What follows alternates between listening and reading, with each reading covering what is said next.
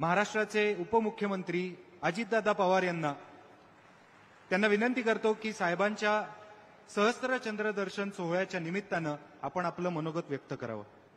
Padmashri doctor Pratapsinh Jadhav सहस्त्र चंद्रदर्शन गौरव सोहळ्याच्या कार्यक्रमाच्या निमित्तानं आजच्या कार्यक्रमाचे अध्यक्ष आदरणीय पवार साहेब, कार्यक्रम ज्यांच्या शुभ हस्ते होणार आहे ते राज्याचे लोकप्रिय मुख्यमंत्री देवेंद्र फडणवीस साहेब, तसंच ज्यांचा आज आपल्या इथं आपण सत्कार आयोजित केला आहे ते श्री व सौ प्रतापसिंह जाधव, आमचे राज्याचे उपमुख्यमंत्री माननीय एकनाथराव शिंदे, आपले खासदार छत्रपती शाहू महाराज, तसंच सभापती राम शिंदे साहेब, विधानसभा अध्यक्ष राहुल नार्वेकरजी, आत्ता ज्यांनी आपले विचार मांडले ते केंद्रीय मंत्री रामदास आठवले साहेब,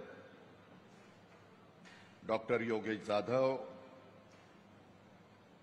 पालकमंत्री प्रकाश आंबेडकरजी, चंद्रकांतदादा पाटील, हसन मुश्रीफजी, पंकजाताई मुंडे, शिवेंद्रराजे भोसले, जयकुमार गोरे, आशिष शेलारजी, मंगलप्रभात लोढाजी, संजय सिरसाटजी, शंभूराज देसाईजी, उदय सामंतजी, तसंच उपसभापती नीलमताई गोरेजी, योगेश कदमजी, खासदार धनंजय महाडिक आणि खासदार धैर्यशील माने, सर्व विधिमंडळातील उपस्थित असणारे विविध राजकीय पक्षाचे आमचे सर्व सदस्य, वेगवेगळ्या क्षेत्रातील उपस्थित असणारे, मनापासून या कार्यक्रमाला बाळासाहेबांना शुभेच्छा देण्याच्या करता आलेले सर्व बाळासाहेबांचे हितचिंतक, उपस्थित सर्व इलेक्ट्रॉनिक प्रिंट मीडिया जमलेल्या बंधू भगिनींनो आणि माझ्या तरुण मित्रांनो, आपल्या सर्वांचं दैवत योगपुरुष छत्रपती शिवाजी महाराजांच्या पदस्पर्शाने पावन झालेल्या आणि महाराणी ताराबाईंच्या त्याग, शौर्य आणि कर्तृत्वाचा वारसा लाभलेल्या सामाजिक जनक राजर्षी छत्रपती शाहू महाराजांनी घडवलेल्या या ऐतिहासिक आध्यात्मिक सामाजिक सुधारणांच्या कोल्हापूर नगरीमध्ये आज दैनिक पुढारीचे प्रमुख पद्मश्री बाळासाहेब जाधव यांचा सहस्त्र चंद्रदर्शन कार्यक्रमच्या निमित्तानं आपण सगळेजण उपस्थित राहिलात। मी आपलंही मनापासून स्वागत करतो आणि माननीय बाळासाहेबांना देखील मनापासून शुभेच्छा देतो। माननीय बाळासाहेबांना आज प्रैक्टिकल करेंगे। अगर करना है पूरे इंडिया को ट्रैप तो बना लो फेक इन्वेस्टमेंट ऐप। ये तो बिल्कुल असली है। साजरं करावं अशाही प्रकारची प्रार्थना मी करवीर निवासिनी आई अंबाबाईच्या आणि ज्योतिबाच्या चरणी करतो।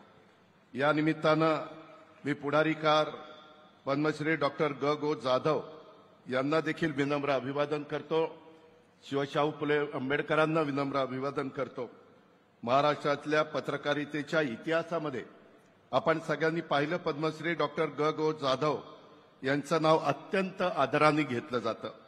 सत्यशोधक चळवळीचे संस्कार आणि राष्ट्रपिता महात्मा गांधीजींच्या विचारांचा प्रभाव घेऊन त्यांनी पुढारी या दैनिकाची स्थापना त्या काळामध्ये केली आणि आयुष्यभर प्रबोधन, सत्यनिष्ठा आणि समाज जागृतीचं कार्य अखंडपणे त्यांनी सुरू ठेवलं। स्वातंत्र्यपूर्व काळातल्या पत्रकारितेची परिस्थिती तसं बघितलं तर अत्यंत कठीण होती, साधनांची कमतरता होती।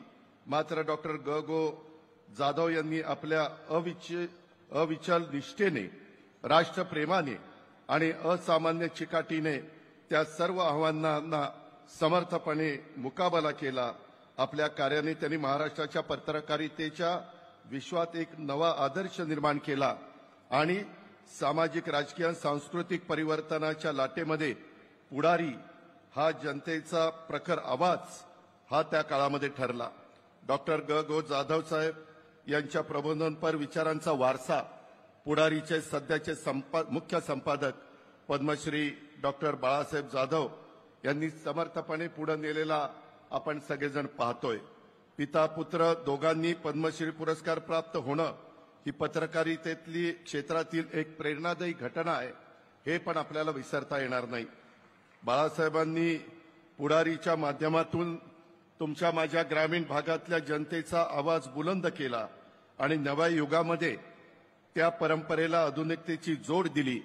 त्यांचे पुत्र योगेश जाधव यांनी पुढारी समूहाला पुढारी चॅनल आणि टोमॅटो FM सारख्या माध्यमांनी डिजिटल युगाशी अतिशय यशस्वीपणे जोडलेलं आपण सगळेजण अनुभवतोय. आज डॉक्टर बाळासाहेबांच्या सहस्त्रचंद्र दर्शनाच्या या मंगल प्रसंगी महाराष्ट्राच्या पत्रकारितेतील तेजस्वी पर्वाचा गौरव करताना आपल्या सर्वांना खरोखरीच अत्यंत आनंद होतोय आणि अभिमान देखील वाटतोय. माननीय बाळासाहेबांनी पुढारीच्या माध्यमातून गेले अनेक वर्ष अनेक दशकं जनमानसातला दिशा देण्याचं काम आणि त्यांनी पत्रकारितेच्या माध्यमातून जनतेच्या हिताच्या नेहमीलाच प्राधान्य देण्याचं काम केलं. तीच खऱ्या अर्थाने बाळासाहेबांची ताकद आहे. सत्यनिष्ठा, निर्भीडपणा आणि लोकशाहीमधली ठाम श्रद्धा या 3 स्तंभाच्यावर पुढारीसारखं वृत्तपत्र उभं राहिलेलं आहे आणि आजही ते ताठ मानेने उभं आहे. पुढारी संपादकीय भूमिकेतून बाळासाहेबांनी शासनाच्या धोरणावर अनेकदा टीका देखील केली, पण तो नेहमी विधायक स्वरूपाची होती. त्यांच्या लिखाणात संघर्ष आहे, मात्र विकार कधी नव्हता. कायम संतुलन हेच त्यांच्या पत्रकारितेचं खरं सौंदर्य हे आपण सगळ्यांनी अनुभवलेलं आहे. बाळासाहेबांचं मोठेपण असं आहे की ते केवळ वडिलांची कीर्ती सांगत बसले नाही. वस्तुनिष्ठ वार्तांकन आणि साक्षेपी अग्रलेख यावर त्यांनी नेहमीच भर राहिला. पत्रकारितेत त्यांनी कधी आपली राजकीय विचारसरणी आणू दिली नाही. व्यवसायाच्या पलीकडे जाऊन एक सामाजिक हित जपण्याचं त्यांची वृत्ती आपण सगळ्यांनी पाहिलेली आहे. त्यामुळंच पुढारी हे केवळ वृत्तपत्र उरलेलं नाही, तर ती आज एक संस्था बनलेली आहे. कोल्हापूरतल्या कोणत्याही सांस्कृतिक आणि सामाजिक चळवळीमध्ये पुढारीच्या संपादक बाळासाहेब जाधव यांच्या सहभागाशिवाय पूर्ण होऊ शकत नाही आणि त्याला कारणं देखील तशीच आहेत. आपण जर बघितलं तर राजर्षी छत्रपती शाहू महाराजांच्या सामाजिक समतेच्या विचारांचा आणि पुरोगामित्वाचा आणि त्याच्यामध्ये पुढारीकार गगो जाधव यांच्या ध्येयवादी पत्रकारितेचा वारसा हा त्यांना त्याच्यामध्ये लाभला. कोल्हापूरच्या जनमानसात एक आढळ स्थान मिळवलेला पुढारीचा विस्तार हे बाळासाहेब जाधवांनी अथक परिश्रम घेतले. पुढारी तसं बघितलं तर हा इथल्या दैनंदिन जीवनाचा एक अविभाज्य अशा प्रकारचा भाग बनलेला आहे. एखाद्या वृत्तपत्रांनी असं लोकांच्या मनामध्ये घराघरामध्ये स्थान मिळवण्याचं हे एक दुर्मिळ उदाहरण आहे. त्यामुळेच पुढारीचे केवळ हे वृत्तपत्र न राहता एक बहुजन विकासाचं एक उत्तम साधन बनलेलं आहे. पुढारीनं अनेक प्रश्न त्यावेळेस मोदी साहेबांनी देखील माननीय बाळासाहेब आणि पुढारीच्या सामाजिक बांधिलकी आणि राष्ट्रभक्ती पत्रकारितेचा गौरव केलेला होता. माझ्या माहितीप्रमाणे कोणत्याही दैनिकाच्या सुवर्ण महोत्सवी अमृत महोत्सव याला 2-2 पंतप्रधान उपस्थित राहिलेले आपल्याला बघायला मिळणार नाही. हा खरोखरच एक दुर्मिळ बाब आहे आणि बाळासाहेबांनी गेल्या 5 दशकापासून केलेल्या निष्ठेचं आणि प्रामाणिकपणेचं हे फळ आहे असं माझं मत आहे. ध्येयवादी संपादक आणि म्हणून ओळख असणारे बाळासाहेब तेवढ्याच धडाडीनं सार्वजनिक प्रश्नात देखील आघाडीवर असतात. मुंबईचं उच्च न्यायालयाचं कोल्हापूरचं खंडपीठ, आपल्या इथला कोल्हापूरचा विमानतळाचा विकास, माझ्या कोल्हापूरची चित्र नगरी, टोल विरोधी आंदोलन कोल्हापूरचं, LBTचा प्रश्न, सीमा प्रश्न, ऊस दर आंदोलन, अशा कितीतरी सामाजिक प्रश्नांच्या सोडवणुकीमध्ये नेहमीच बाळासाहेबांनी हिरिरीनं सहभाग घेतलेला आहे.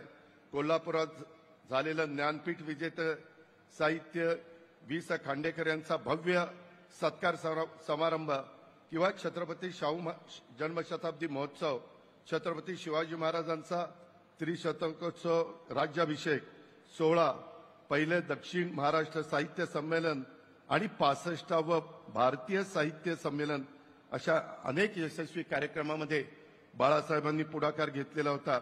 माननीय बाळासाहेबांचं मूळ पुढारी हे महाराष्ट्रातलं सामाजिक, राजकीय आणि शैक्षणिक सहकारासह अनेक विषयाच्या प्रश्नांची हाताळणी करणारं एक महत्वाचं व्यासपीठ आहे. पुढारीचं योगदान कोणालाही नाकारता येणार नाही. पुढारी हे कोल्हापूरने आपलं एक वृत्तपत्र म्हणून स्वीकारलेलं आहे आणि त्याला कोणी धक्का लावू शकत नाही, हे पण आपण लक्षात घेतलं पाहिजे. पुढारीची परंपरा ही पुढे चालवण्याचं काम जसं बाळासाहेबांनी यशस्वीपणे केलं, त्याच पद्धतीनं सीमाप्रश्नी त्यांनी वृत्तपत्राची ताकद ही खऱ्या अर्थाने उभी केली. कोल्हापूर इचलकरंजी भागातल्या ऊस प्रश्नांचं सामंजस्य वातावरण त्यांनी अनेकदा निर्माण केलं.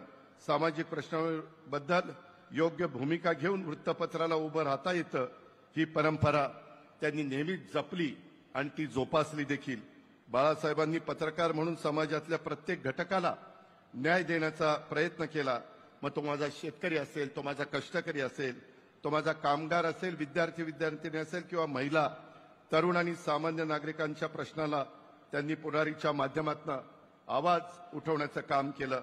सियाचीनसारख्या ठिकाणी सैनिकांच्यासाठी अद्ययावत हॉस्पिटल उभारण्याचं कार्य हे बाळासाहेबांच्या हातनं घडलेलं आहे.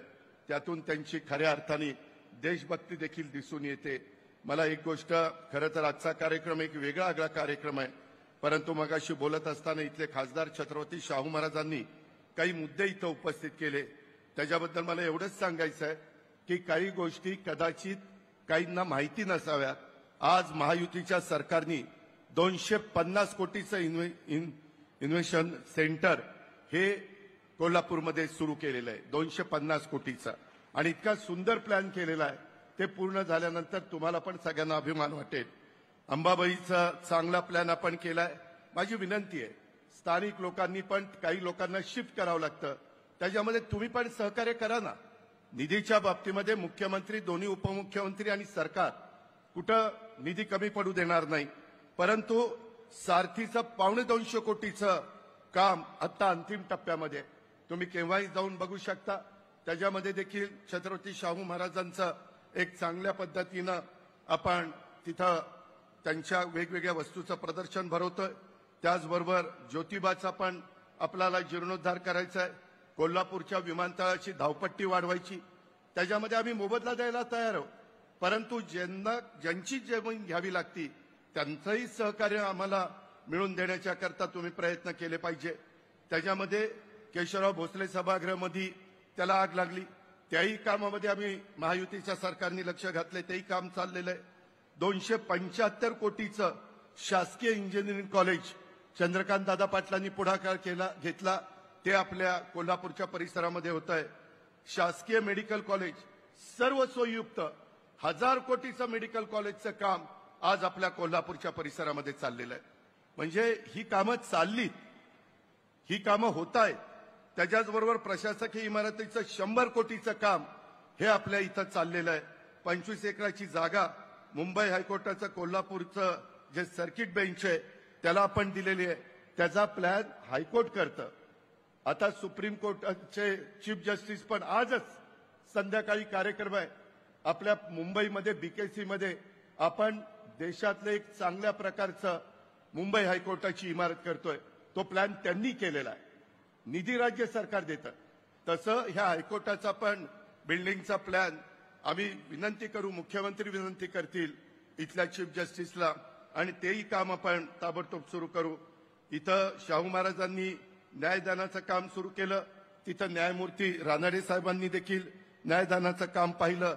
तिथं 45 दिवसात PWDनं ते बेंच सुरू करण्याच्या करता किती प्रयत्न केला. इथं शिवेंद्रराजे आहेत, त्यांनी सगळ्यांनी लक्ष घातलं.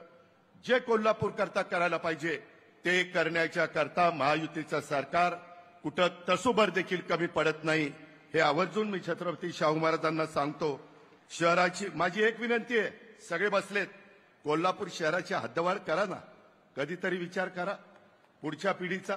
उगीच ह्यानं विरोध करायचा, त्यांनी विरोध करायचा. मला हे बोलायचं नव्हतं, कारण आजचा कार्यक्रम पद्मश्री डॉक्टर प्रतापसिंह जाधव यांच्या सहस्त्रचंद्र दर्शनाचा कार्यक्रम आहे. पण कधी कधी काही मान्यवरांनी मुद्दा उपस्थित केला आणि आम्ही काहीच बोललो नाही तर लोकांना वाटेल याचा अर्थ कुठंतरी पाणी मुरतंय. कुठंही पाणी मुरत नाही, ही गोष्ट लक्षात घ्या. आज बाळासाहेब जाधव यांनी गगो जाधव साहेबांनी पुढारीच्या रूपाने लावलेल्या रोपट्याचं एक मोठं अशा पद्धतीनं वृक्ष झालेला आहे. सामान्य जनतेच्या पाठिंब्यावर सामाजिक काम उभं करण्यात माननीय बाळासाहेबांचा मोठा वाटा आहे. त्यांचंच काम त्यांचे चिरंजीव योगेश जाधव समर्थपणे पुढे चालवत आहेत याचा आम्हाला सर्वांना मनस्वी आनंद आहे. मी पुन्हा एकदा आपल्या सर्वांच्या वतीनं माननीय बाळासाहेबांना 80व्या वाढदिवसाच्या निमित्तानं मनापासून शुभेच्छा देतो. त्यांच्या 100रीचा कार्यक्रम सुद्धा आपण असाच दणक्यात साजरा करूया. मी पुन्हा एकदा बाळासाहेबांना दीर्घायुष्य लाभावं असं आई अंबाबाईच्या चरणी प्रार्थना करतो आणि या ठिकाणी थांबतो. जय हिंद, जय महाराष्ट्र. धन्यवाद दादा.